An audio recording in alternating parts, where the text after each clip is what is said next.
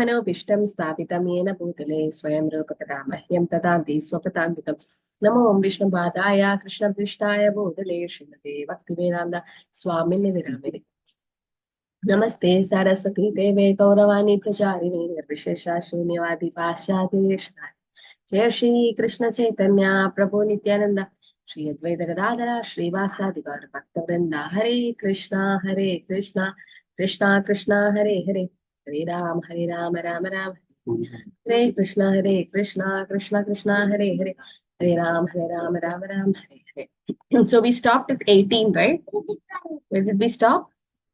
5:18. Yes, 5:18. Okay. So in the 5th chapter, we stopped at. Okay, so equality of vision, right? Pandita Samadarshina Vidya Vinaya Sambane Brahmane Kavihastini Shuni Chaiva Sapakeja Pandita Samadarshina. So a Pandit, a learned scholar, will see a Brahmana, a cow, an elephant, a dog eater, or Chantala, everyone in equal vision because he sees the Paramatma in everyone. Pandita Samadarshina. But it's very, very difficult to attain that stage. It's not easy. Not for us. This is for an Uttamadhikari like Srila Prabhupada. And we also had a breakout room, right? To how Srila Prabhupada saw this example. Yes, we finished this. How he demonstrated this principle of Pandita Samadarshina in his life. And we got so many good examples. Also in Srimad Bhagavatam, 3rd canto, 25th chapter, verse 21 says, Titikshva Karunika Suhrida Sarvadehinam Ajadasha Travashanda Sadava Sadhu Bhushanam.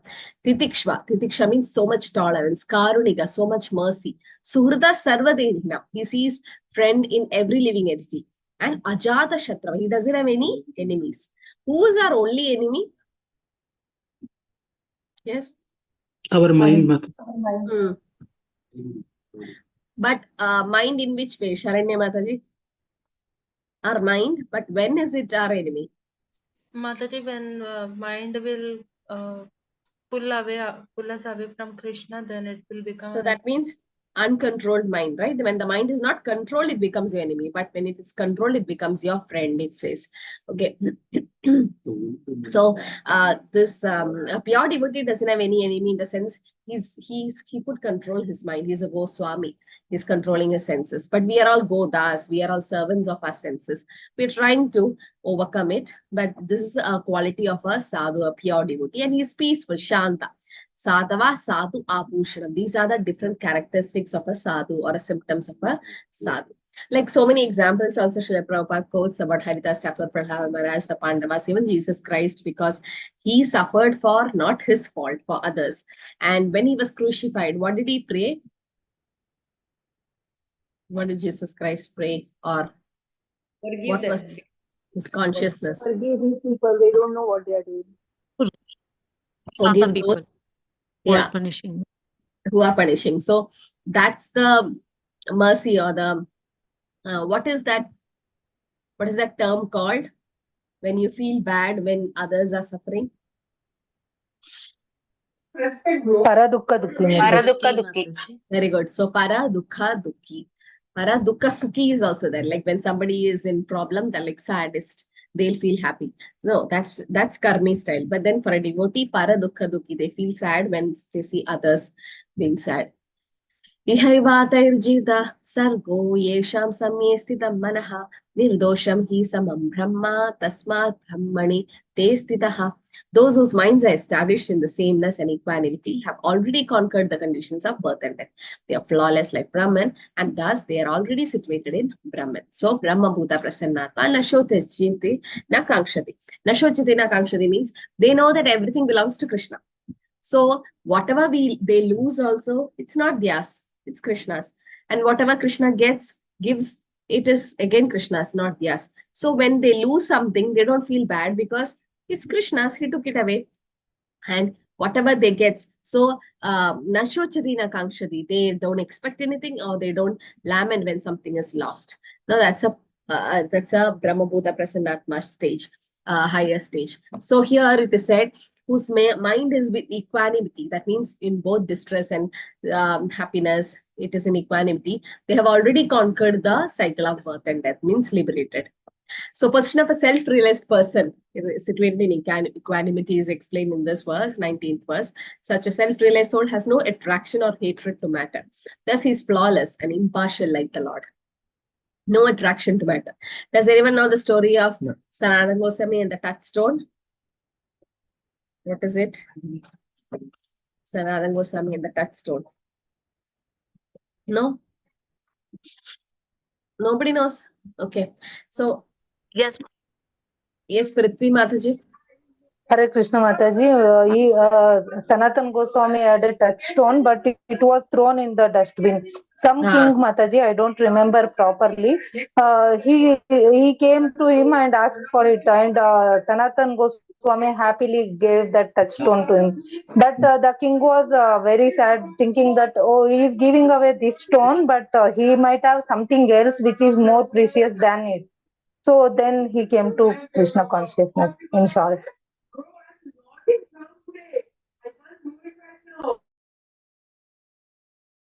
Yes. So actually it was a Brahmana, poor Brahmana who was Lord Shiva's devotee. And when he went for some material things, wealth, Lord Shiva sent him to Sanatana Goswami. Sanatana Goswami is one of the Goswamis in Vrindavan who is a Radhi Manjari in Krishna Leela. So he is very renounced. And as Mataji said, he put the touchstone in the dustbin. So when the Brahmana asked, do you have any wealth? I want my daughter to get married. So Lord Shiva sent me here. So Sanatana Goswami said, yes, there is a touchstone in the dustbin you can take. So when he saw somebody putting a touchstone in a dustbin, like diamond in a dustbin, so that means what? He has something better than it. Right? So the Brahmana was happy, but still he had this doubt. Why did Sanatana Goswami put this touchstone in the dustbin? So he went again and asked, why did he put it in the dustbin? So you have something better than this. So please give that to me. So Sanatana Goswami said that, are you sure you want that? Then go to Yamuna, throw this touchstone, take a bath and come back. I'll give you the most precious thing in the world.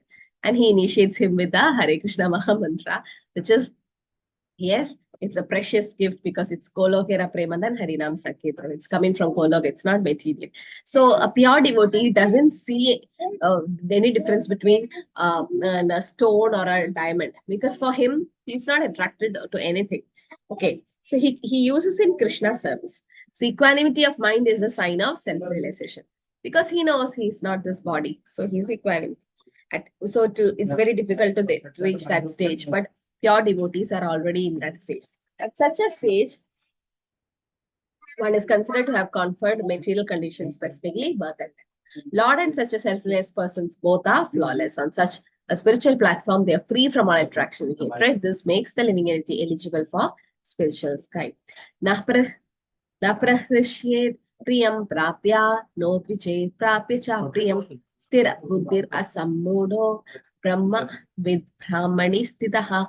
A person who neither rejoices upon achieving something pleasant nor laments upon obtaining something unpleasant, who's self-intelligent, who's unbewildered, and who knows the signs of God, is already situated in transcendence. So this is again about a pure devotee who already knows everything. Okay, in the sense, he doesn't lament on something, because he knows Matra Sparshas Kaundeya Shitoshna Sukha Dukkata Agama Paino Anityam Sam Siriksha Sabarada.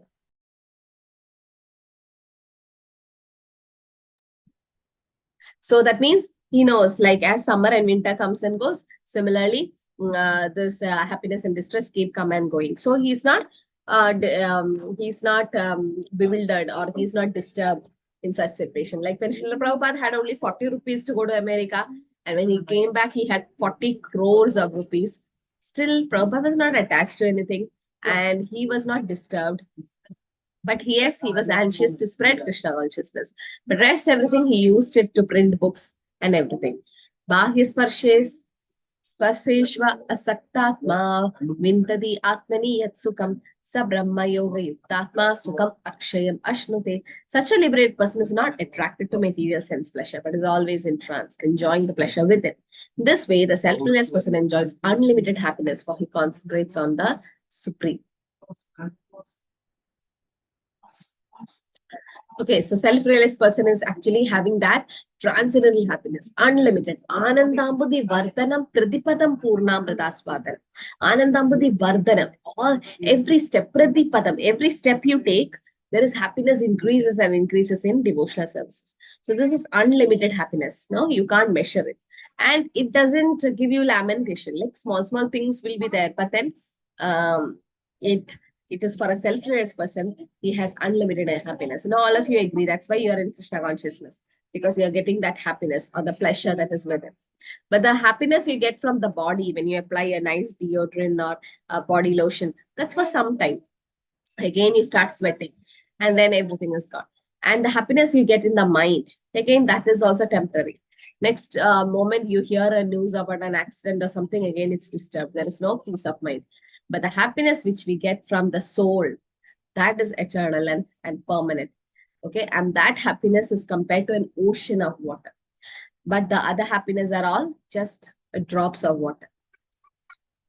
So unlimited happiness he gets even in the services. So 20 and 21 is the symptoms of a self-realized person. Okay, sthira buddhir, that means steadiness of mind, and asammudo, unbewildered, not illusioned by the false identification of the body. This symptom is the basis of not rejoicing or lamenting for material dualities. And steadfastness of the mind, he doesn't rejoice or lament for bodily relations or achievement.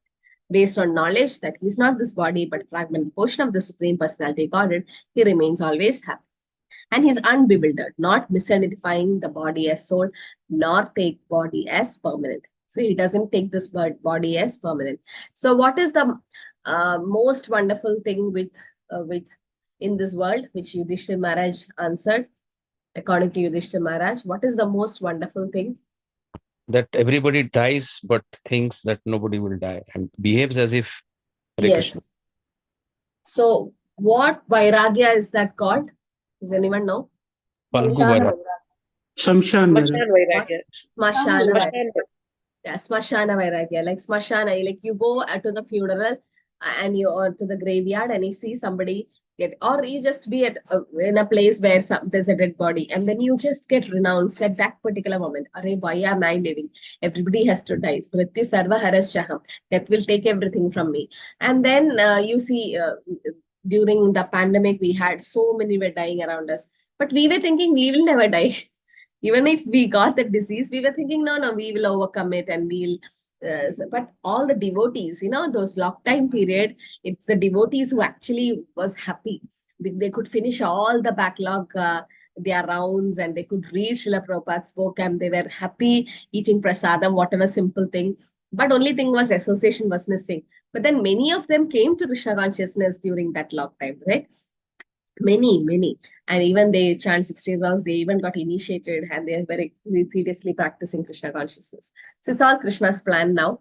Otherwise, even our temple is coming up because of this online Bhagavad Gita course, which Guru Maharaj ordered us. And the 46th batch is starting on June 3rd. So please spread the word to your friends and relatives. Just tell them, just go and attend the course. No, it's anyway free. Just go and see what is happening. So because of you, one person or at least one soul can be dragged near Krishna. You don't know who will take it up, who will not. We might think somebody is serious, but Krishna will have another plan for that person, might be. Or he had some other desires. But the person we never expected to take up Krishna consciousness might continue. So you can take a chance and then and if somebody comes to Krishna consciousness because of you, Krishna will be more pleased. Because Krishna says, no, Nata tasmat manishyeshu kashyat me priya krittamaha. There is nobody who is more dear to me than a person who spread Bhagavad Gita or preach or bring somebody close to Krishna. So further symptom of self-reliance person is explained that he's not attracted to material sense pleasure and he's always in trance. Like even Prahlad Maharaj was so in trance, even when his father tortured him in so many ways. He was always happy. Why? Because he had Krishna within him and he was always in devotional services. And Yamunarjana also says, okay, Yamunacharya also says that when you get a higher taste, you try to spit on material sense gratification. So because you get a higher taste, that is param drishta nivartandi. You get a higher taste, you don't want to come down or stay high forever. So one who is absorbed in Krishna consciousness loses taste for sense pleasure. Why? Why does this happen? That when you are in Krishna consciousness, you lose taste for sense gratification or material things. Does anyone know why it's happening? Like Krishna Mataji, because he doesn't identify it with the body, Okay. and all the pleasures are related to body and mind. Yes, Mamta Mataji? Power of mantras. The power of the Harinam. Okay, Snigdha Mataji. Yes, he is getting the higher taste by chanting the mantra. Yes. Okay, Padmashri Mataji. Mataji, Prabhupada gave the example of if a person is living in a small house and if he gets a bigger house to live in, he will never repent that he has lost the smaller house. He is very happy with living in a bigger house. So when we come to Krishna consciousness, we are getting higher taste and bigger taste. So we will never, we should actually, sincerely, if we are following Casey, then we will not repent that we have lost. That's nice. Yes, Jyoti Mataji. Yeah, right. They relish inwards, Mataji. Yes. So that relishment is there.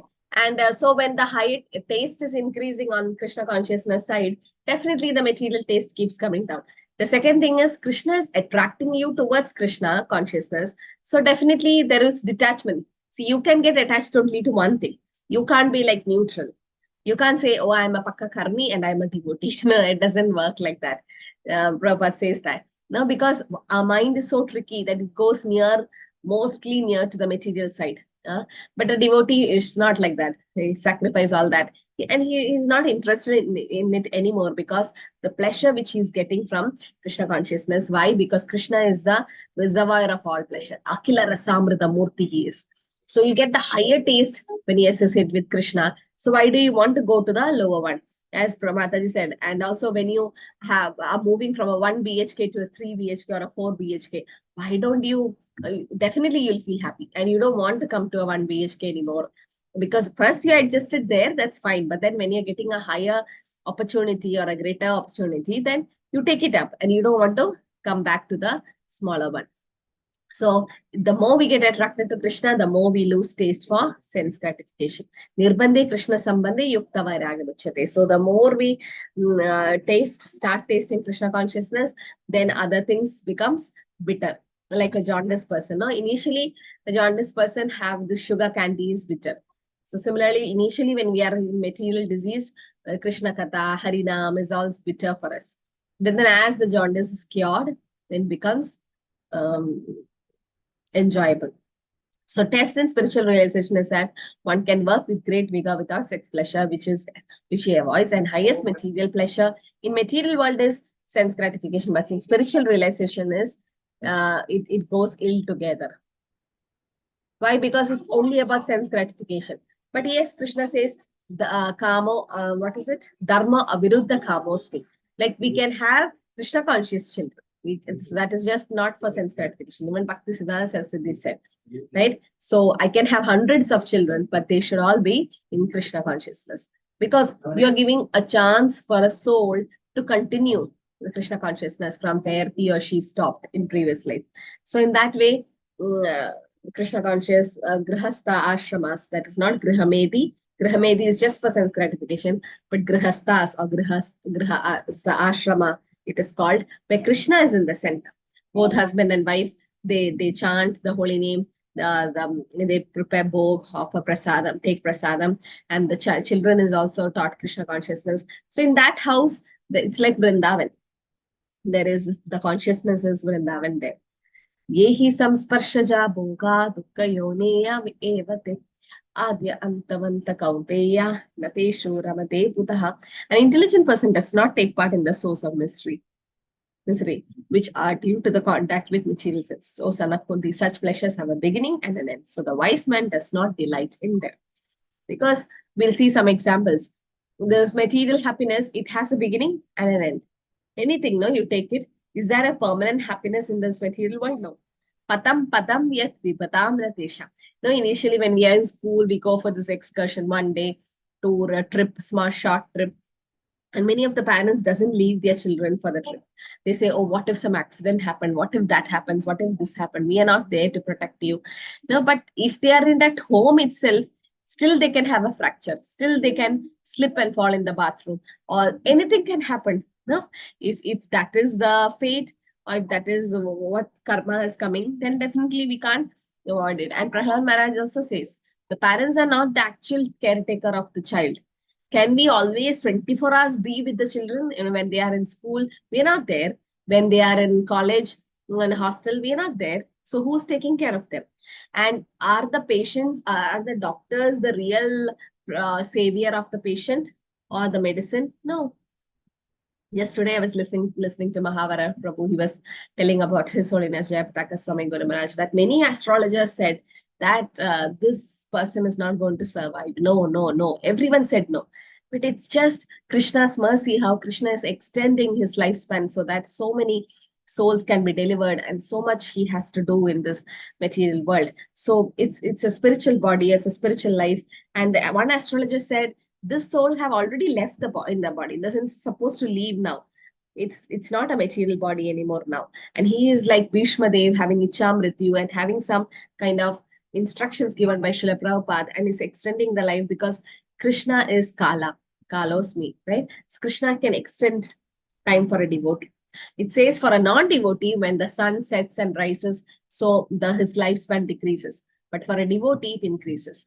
Like as one Mataji had cancer and she started chanting and she started praying to Krishna that I started Krishna consciousness so late. So let me chant more, let me read more and understand about you more. Please give me more lifetime. And then she could survive that disease and she's still. So it's not the medicines or the doctor who's protecting the patient. It's not the captain of the ship who's going to protect the person who's drowning in the ocean in a midst of the ocean. So it's actually the Lord. Rake Krishna mare ke mare Krishna rake ke. Krishna protects.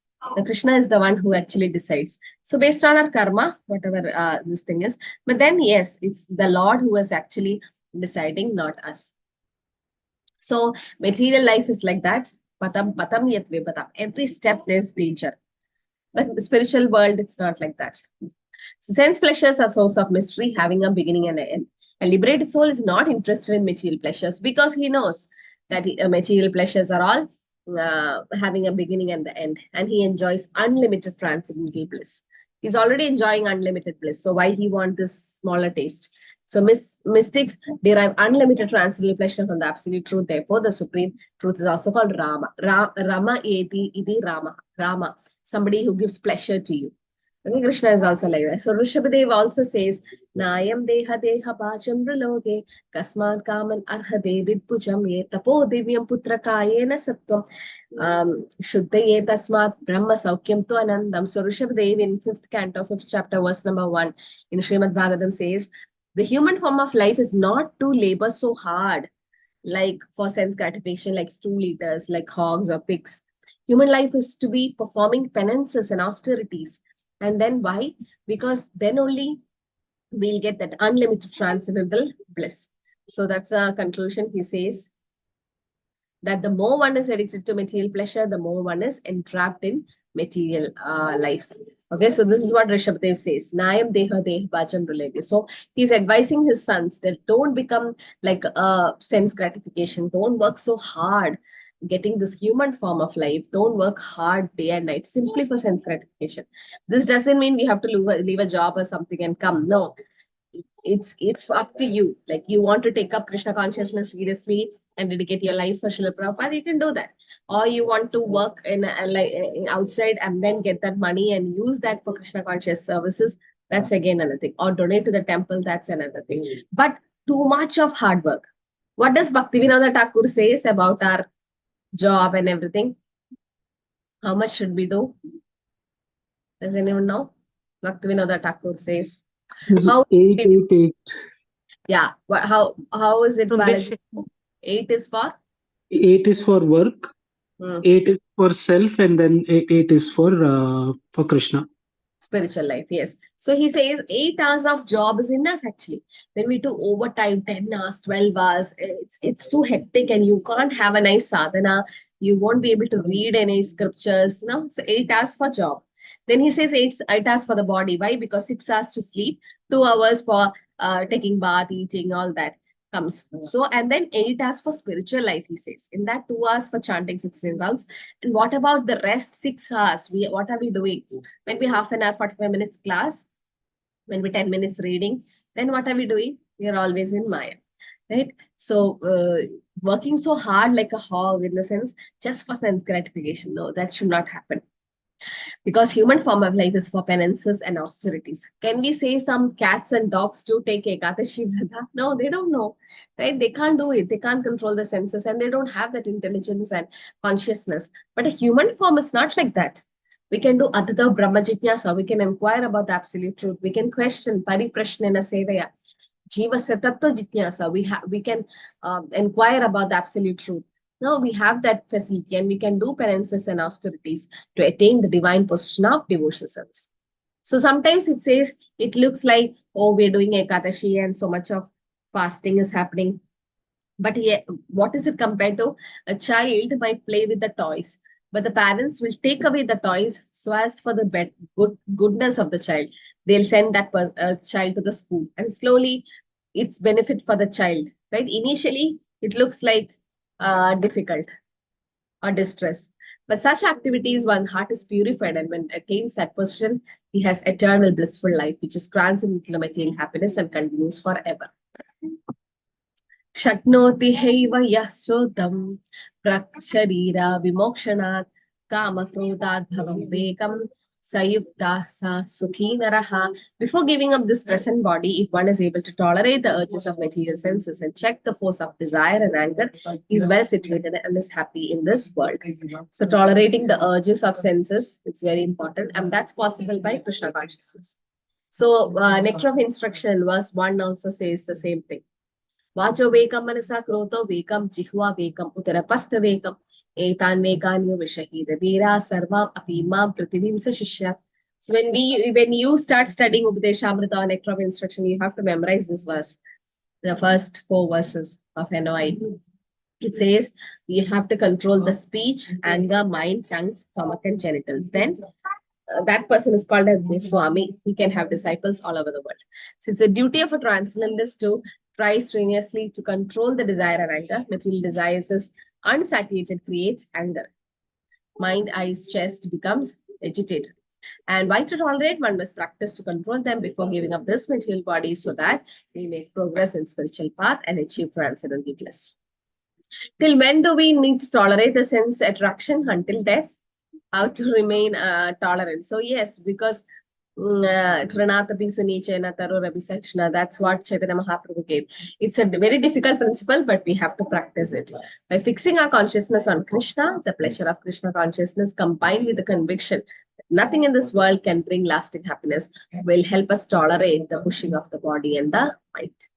Yo anta sukho antar aramas tatantar jyotirevaya sayogi brahma nirvanam brahma bhuto atigacchati.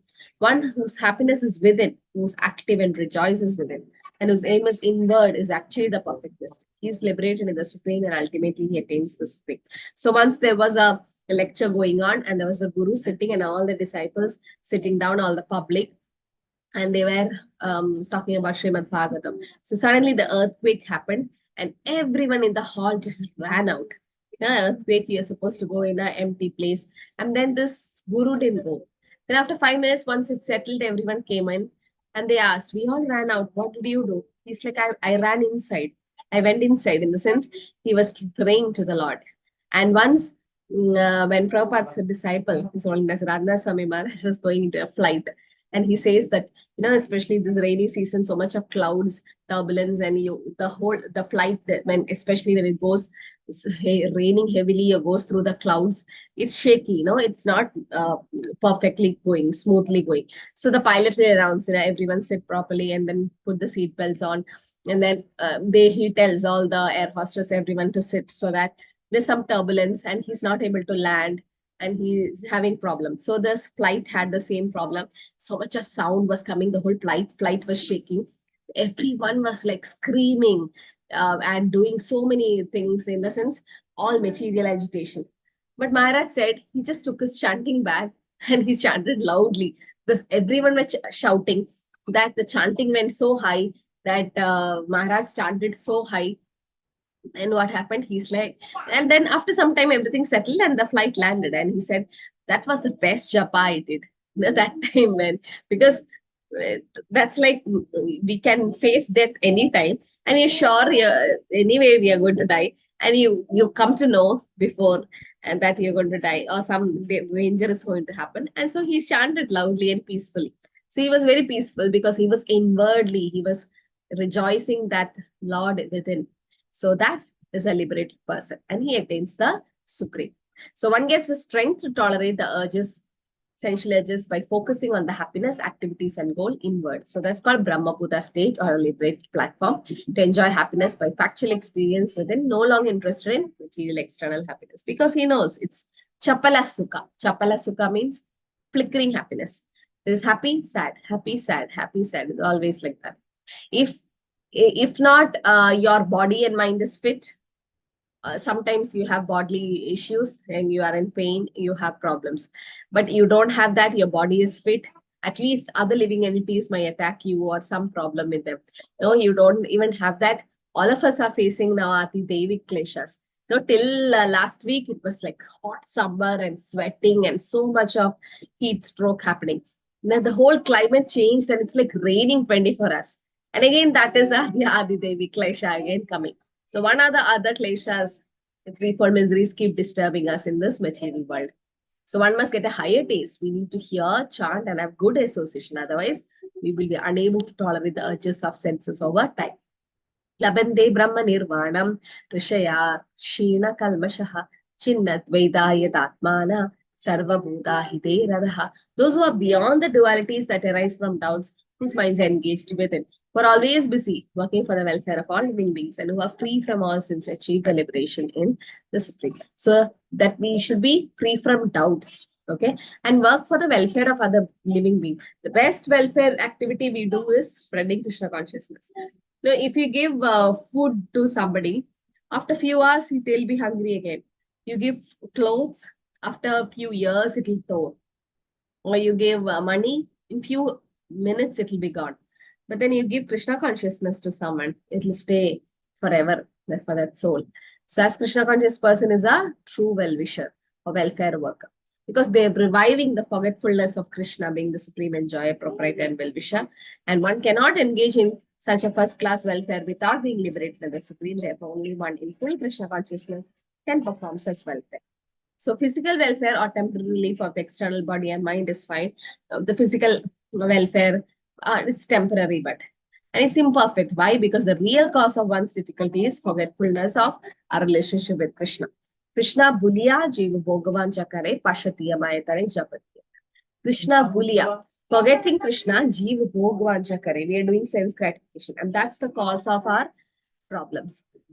Like, for example, in Srimad Bhagavatam, Vyasadeva wrote all the scriptures, but still he was not happy. Why? And Narad Muni had to come and tell him. I think first canto, 4th chapter, 5th chapter. Does anyone know why Vyasadeva was not happy even after writing Mahabharata and all the things? Because he has not glorified Vasudeva completely. Though he wrote Vishnu Puran and other things, but it was only partially. So Narada tells him that since you have not glorified Krishna in its entirety, and only about Krishna, you are not satisfied. Yes, Snigdha Mataji. Hare Krishna Mataji. The first point is that he has Vyasa, the Veda Vyasa has not glorified Krishna. And the second point is that in Kali Yuga, the lifespan of people is too less, and there are so many Puranas, and they will always busy in quarreling and getting the things, so that they will not get time to read all the scriptures and all the Puranas, Upanishads. So it is a gist of all the Puranas and Upanishads which glorifies Lord Krishna. Hare Krishna. Yes, Sharade Mataji. Mataji, after writing all the scriptures, Vyasadeva will feel little sad, and Narada Muni will appear and he will say, "You confused all the common people by telling them, focusing on all the karma kanda things, and also in the other scriptures, it is very confusing who is the Supreme Personality of Godhead and about Bhakti and all. So when Narada Muni Yes. tells, he will write again Srimad Bhagavatam and all. Yeah, so he didn't glorify Krishna or he didn't glorify devotional services or the activities of Krishna with his devotees. So that was the main reason. So that means if we don't glorify Krishna, if we don't concentrate our life on Krishna, then we'll never be happy. See, when Vyasdev, he's Krishna Dvaipayana Vyas, he is Swayam Bhagavan Lord, but still he's just showing as an acharya or he's just setting an example or giving us a clue like what is the cause of our distress, why we are not happy. Okay. Kama krodha vimuktanam yatinam yadachetasa abhito brahma nirvanam vartade vididatmana. Those who are free from anger and all material desires, who are self-realized, self-disciplined, and constantly endeavoring for perfection, are assured of liberation in the Supreme in the very near future. So such a person will definitely get liberated. And be this life or the next life, Krishna knows. Okay. So, yeah, this is the secret of attaining Supreme quickly. That is Brahma Nirvana, constantly getting immersed in the Supreme. So, Krishna conscious person is the best of all salvinists. And because of the effective control of senses is done by focusing on the lotus feet of the Lord, which uproots the deep-grown desires of fruity bags. So, the analogy of meditation, does anyone know this? Of a tortoise, fish, and a bird. How does a tortoise raise the children? Yes, I'll take raised hands. That's yes, Snigdha Mataji. Yes, Mataji, tortoise can withdraw all the limbs and Taking care of the children. Yes, Padmashri Mataji, you know. Mamta Mataji. A fish takes care of Tortoise puts his egg on the, leaves his egg on the Yes. ground, not in the water. Yes. Shanti Mataji. Where they are safe. Yes. What about a fish and a bird?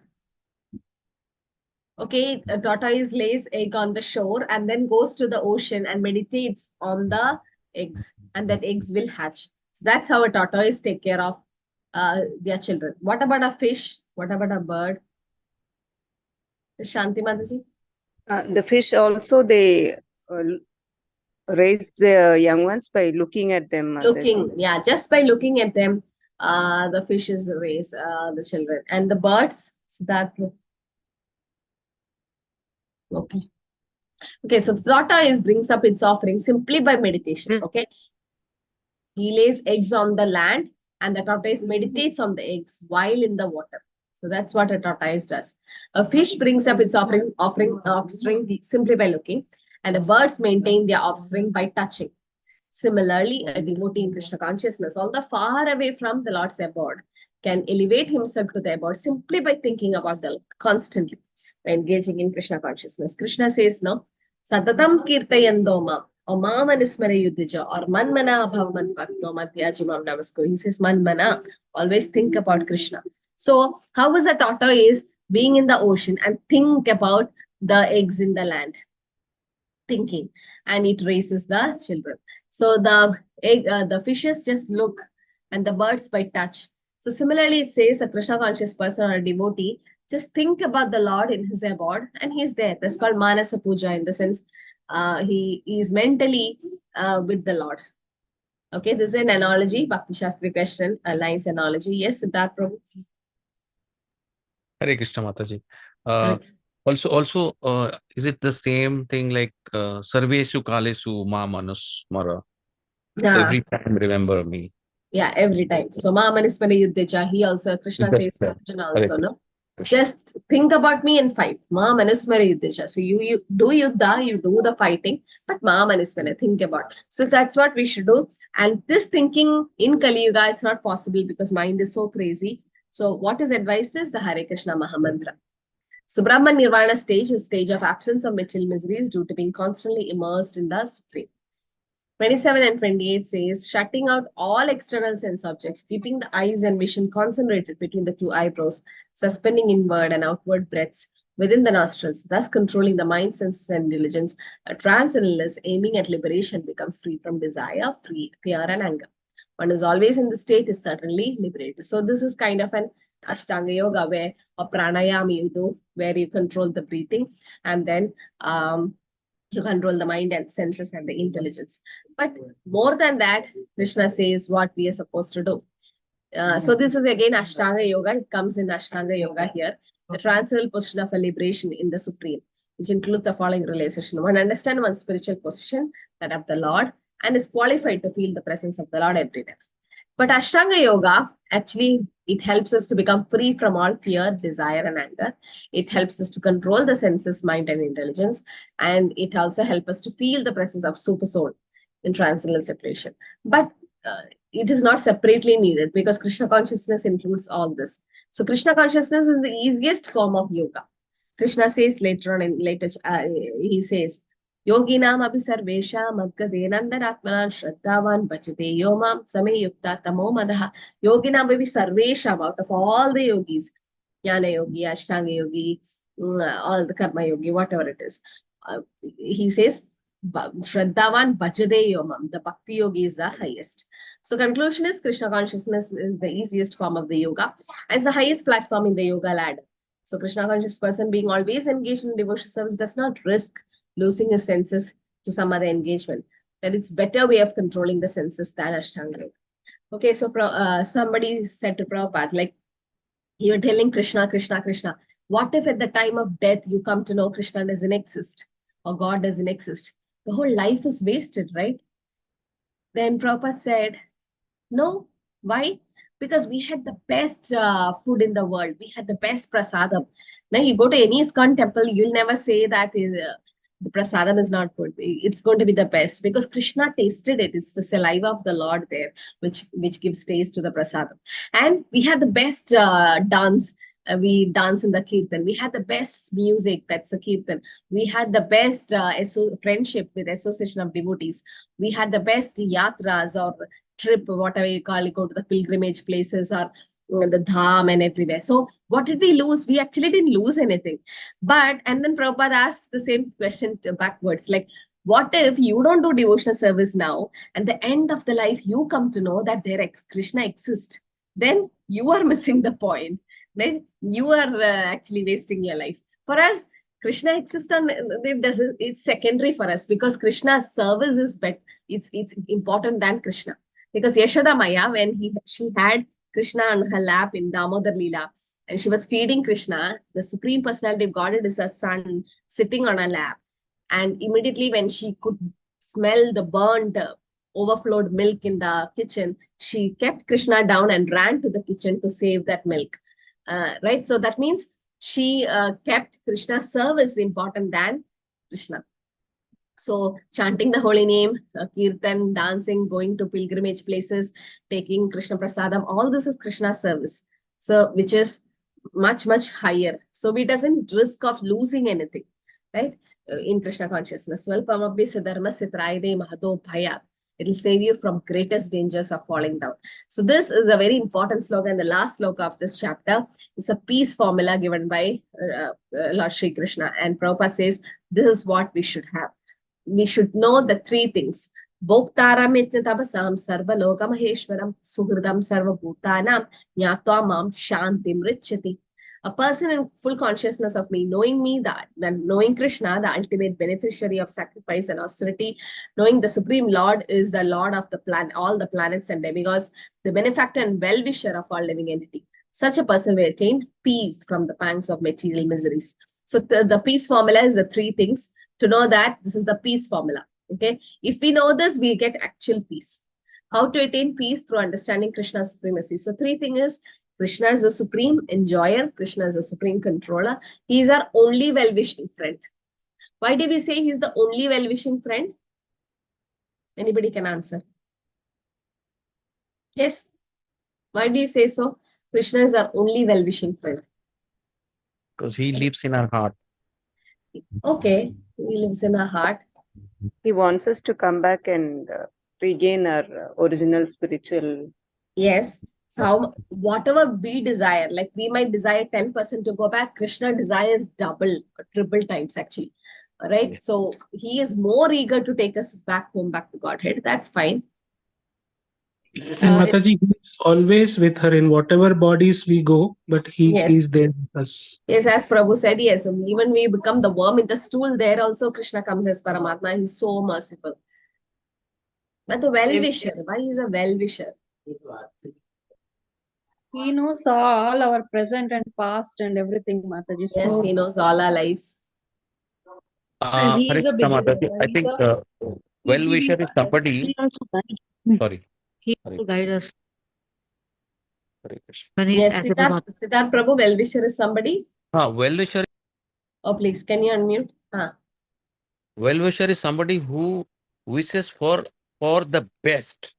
The And best. what is the best? And the best is getting out of the birth and death cycle and go to the abode. So this is the best thing. Yes. Yes. So he is wanting this. Yes, not suffer anymore here. As somebody says, why is Krishna taking away all his pure souls or pure devotees? Because Krishna don't want them to suffer in this material world anymore. Krishna wants them to be there in the spiritual world so that there's no more suffering in the spiritual world. But yes, and a well-wisher, why we call him? Because Krishna will never cheat you or will never betray you. There's so many relationships in our life where because it's one of the defects of human. We have imperfect senses, we try to cheat others, we commit mistakes, right? We are illusioned. So tendency to cheat others is already there in us. So cheating can definitely will happen in this material world, and different levels it can be. But Krishna will never cheat you, or Krishna will never betray you, because whatever he does is all good. Like for example, in the battlefield of Kurukshetra, was Krishna partial to Pandavas? No, he's not. So he was neutral. In what way he was not partial, or he was neutral even to Kauravas? What way he did by benefit? by choosing not to fight. That is one. Second is he has also given equal opportunity to both. What do you want? Okay. Like Duryodhana, he has given opportunity. To Arjuna, he has given. But in what way did Krishna do good for Kauravas? Mataji, because when they had died, Krishna was there opposite to them, so they also got salvation. Very good. And what liberation did they get, the Kauravas? That is merging into the Brahma Jyoti. They didn't get Sayu. Actually, all the demons who die in presence of the Lord, or who with the hands of the Lord, will get Sayuja Mukti. You're right, merging into the Brahmin. But the Kauravas, they didn't get that, because they saw the personal form of the Lord, the Parthasarathi form of the Lord. And Bhishma Dev was also there, who actually saw, when the Vishwarupa, we saw that everyone was going inside Krishna's mouth. So they actually didn't get Sayuja, they got Sarupya, because they saw that Rupa of the Lord, okay, Parthasarathi. Second thing was, Kauravas were not normal demons. They were all Krishna's associates. When the king goes somewhere, he goes with his ministers. So when Krishna came down to do his pastime, he did the pastime with his associates. So they are all his associates. And Krishna wanted to wind up that pastime because Kali Yuga was about to start, Dwapara Yuga is ending. And Krishna took them all back home, back to Godhead, in the sense to continue his pastime eternally. So in that way, they then get Sayuja Mukti, which a normal demon gets. They are all Krishna's associates. And Bhishma Dev specifically, he wanted to see that Parthasarathi form. And Bhishma Dev was more fortunate than Arjuna. Why? Because Arjuna could see only Krishna's back, but Bhishma Dev was the one who relished the pastimes of the Parthasarathi in the battlefield. Yeah, so Bhishma Dev was just opposite Krishna and facing Krishna face to face, because Krishna was in the Parthasarathi form as a chariot driver. But Arjuna was behind Krishna. So Arjuna could not actually relish that Parthasarathi form. And Bhishma Dev wanted to see that particular form, the two-handed form. And Krishna knew that Bhishma Dev is such a pure devotee that Krishna even took the wheel of the chariot. As Krishna initially promised, I will not take any weapon, but to please Bhishma Dev, because Bhishma Dev also took a promise that tomorrow I'm going to break Krishna's promise, because today he broke my promise. So Krishna was called Chakravani because of that. Krishna did that for what? to please Bhishmadev, to give happiness to Bhishmadev, to prove that his devotees' words will never go wrong. Even though it seemingly looked like Krishna broke his promise, but Krishna can go to that extent to give pleasure to his devotee. So this is what. So peace formula is very important. Krishna is our only well-wisher. He is the only one who wants everything good for us. Okay. So peace formula, Prabhupada says this is what is required in future, so that we get a lot of peace.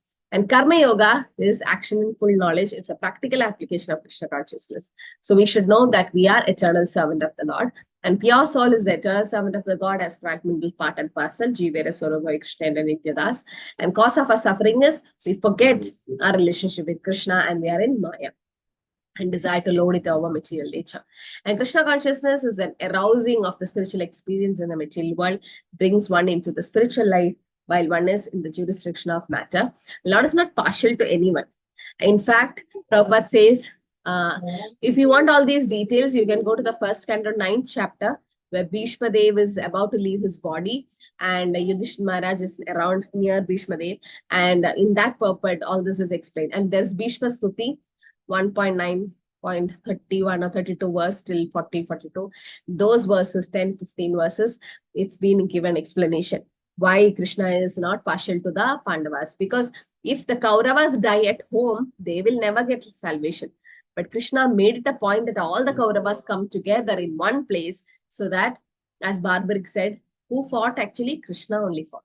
It was not Arjuna who killed them. It was Krishna only took them back. So they got that particular mukti. So Krishna did more favor to Kauravas also, right? So he was not at all partial. And in fact, he did more mercy to the Kauravas. So Lord is not partial. Samoham sarvabhudeshu nameteshu nastina priya.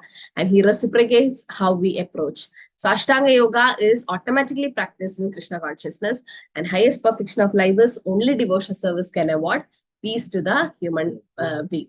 So this is what the peace formula is. Bhoktaram yatnya tapasam sarvaloga mahesharam suhritam sarvabhutanam kyatva mam shanti mrichati. Prabhupada says if we know this, then we get peace, real peace.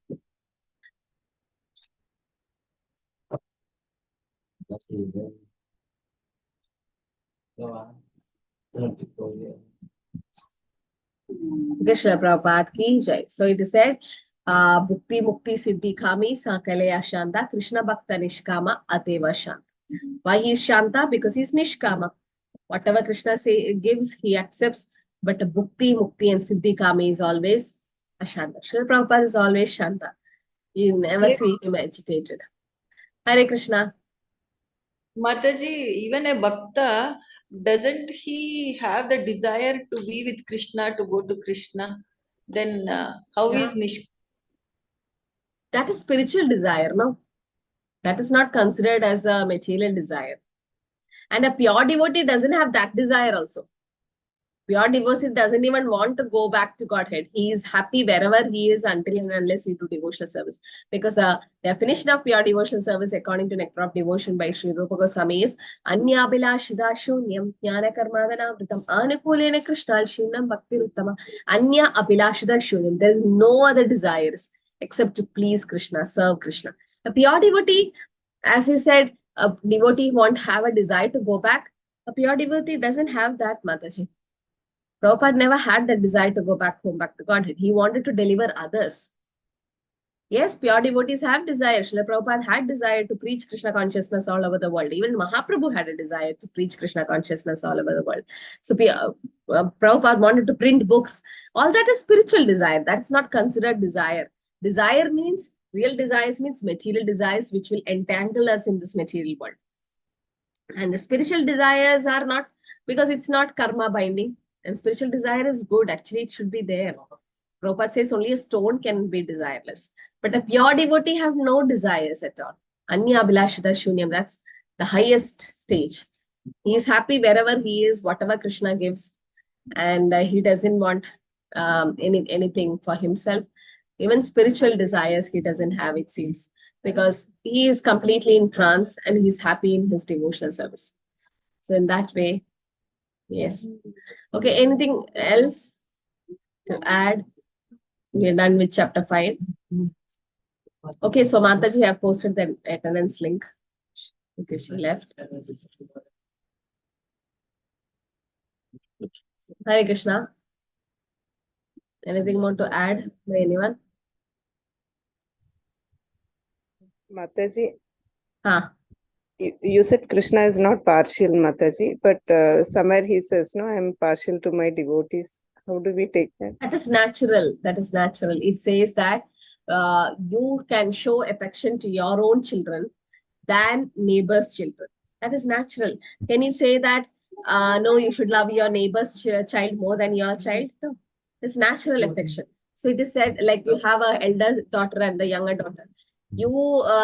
The elder one is so independent that she can take care of herself in many ways. But the younger one is so dependent on you, and you take care of that child more. You feed that child and bathe that child and everything. Does that mean the mother doesn't like the eldest daughter? No, the mother is neutral to both. But the younger one is so dependent on the mother and always calling mother that the mother is naturally showing that affection. Similarly, devotees are calling out to Krishna, chanting his holy name, doing devotional service, trying to please the Lord than a non-devotee. So Krishna is naturally affectionate towards them. That doesn't mean he's partial. He's still taking care of non-devotees. He's still taking care of the atheists and everyone, Mayavadis, everyone. But special care to the devotees, that's because ye yadamam pravatine. How they approach Krishna, Krishna reciprocate the same way. That's natural, it is said. Prabhupada says that's natural. You don't have to be thinking that why Krishna is more attached to the devotees. Because that is natural, because devotee is completely dependent on the Lord reciprocates. Okay, so that is not, that cannot be considered as partiality. It's a natural affection, Prabhupada says. Thank you, Mataji. Hare Krishna, Siddharth Prabhu. On the same line, you said that Krishna is not impartial. Of course, he's not. But this thing is coming, most of the time is that Kauravas were throughout their lives till the death absolutely on the non-righteous path, absolutely on the adharma side. They have not surrendered to Krishna also, so that Papebhyo Moksha is also not coming. So neither they have done any activity in KK, nothing they have done, right? But they got the Saripya Mukti. So yeah, that's what I said. They are associates of the Lord. See, when the Lord, like Shishupal, Hiranyaksha, Hiranyakashipu, what did Hiranyakashipu do? Tortured Prahlad like anything. But still he got liberation. Why? Because he's Jaya Vijaya from Vaikuntha. You understood? They're doorkeepers of Krishna. So we could not pull them in our level, because when Krishna wants to fight, they are also devotees of the Lord. Jaya and Vijaya are the doorkeepers in Vaikunta, the seventh doorkeepers. They got cursed by the four Kumaras to become Shishupal, Ravana, Kumbhakarna, Hiranyaksha, Hiranyakashipu. All these are demons. But if you say that Ravan did lot of negative things, Hiranyaksha, Hiranyakashipu, Shishupal, right? But then how did they get liberation? Isn't it partiality? No, they are associates of the Lord. When Krishna wants to fight, Prabhupada says he fights with his devotees only. Krishna wants to do that pastime. We cannot become enemies of the Lord also if we want, because we should reach to that standard. So they are also devotees, Prabhu, just for the pastime purpose. As you said, they were in the opposite side and all this happened just for a pastime purpose. But they are in fact pious souls or Sukritis who were associates of the Lord. So that's one reason Bhishma Dev says, yes, because they are associates, Krishna gave that destination for them. It's like a role play, no? The actor doing a movie or a drama. So he comes in that particular character, and after that he is that original person. So similarly, these are all associates of the Lord. Some come as his friends, some come as his enemies. They do that pastime and they go back like that. So they're all associates of the Lord in spiritual world. Hare Krishna. Thank you, Mataji. Hare Krishna. Yeah, there's a specific cases, okay? Not everyone, special cases only. Like for Agasur, Bakasur, all these demons, they got Sayuja Mukti. They were not associates of the Lord. So Sayuja Mukti means merging into the Brahman, and again there's rebirth. But associates, definitely they, and especially Kauravas, Bhishma Dev says they all got Sarupya Mukti. And Krishna Prabhupada quotes in that purport. Yes, okay. So anything more to add? Puja Mataji. Mataji, the Narayani Sena, because Sena was with Duryodhana, no? So what all they got? Which mukti, Mataji, which liberation? What did they get? Who? The Sena? Narayani Sena, no? All these horses and elephants and everyone? Yes, Mataji. Yeah, definitely they are also helping in the battlefield, in the sense in the past time they are also. So it is said everyone in the battlefield. That's what the specifically it is not mentioned who all, but it specifically said that everyone in the battlefield of Kurukshetra, like that it is mentioned. Okay, they got the Sarvabhauma Mukti, it is mentioned. But the Pandavas, they are associates of the Lord. Okay. But everyone, it's included there because everyone went inside. And they see that picture of universal form. They with the Narayani Sena only they are going. All of them are going inside Krishna's mouth. And their associates, they were also part of this pastime. These are pastimes of the Lord. Krishna made this happen. Krishna made Kauravas do all these anarthas and torture Pandavas so that a battle can come, so that Krishna can make Arjuna lament, so that Bhagavad Gita can be spoken. This is the whole thing. This is the plan in the whole thing. Seen that way in a long view. Like Krishna wanted all this happen, all this Kurukshetra thing, all this happened for Bhagavad Gita to come, nothing else. There's no other intention behind that. Just Bhagavad Gita had to come. Like how Parikshit Maharaj was cursed and bitten by, was about to be bitten by the snake in 7 days, and all that happened just so that Bhagavatam can come. So this is Krishna's plan. This is Krishna's will. And Krishna and Bhishmadev knew that. Bhishmadev was saying that you made me fight against the Pandavas. Pandavas are very dear to me. And that's the plan of the Lord, because Lord wanted to show that even Bhishmadev is a pure devotee. If he fights in the opposite side, he will fail, or he will not win. And to say that the wise cannot win the virtue, no matter what happens. So to prove that, so this is all Krishna's plan, different plans of the Lord. By the will of the Lord, it happened. So Krishna is showing us by example, or through his devotees, all these pastimes. So we should see it in that way. Yes, Jyoti Mataji. Hare Krishna Mataji. Mataji, can you please little explain about closed book assessment, Mataji, how it will? Yeah, so you'll all come like here in the class Zoom. So and you should all be on the videos. So I'll post the question in the chat. Okay, like you have the attendance link posted in the chat.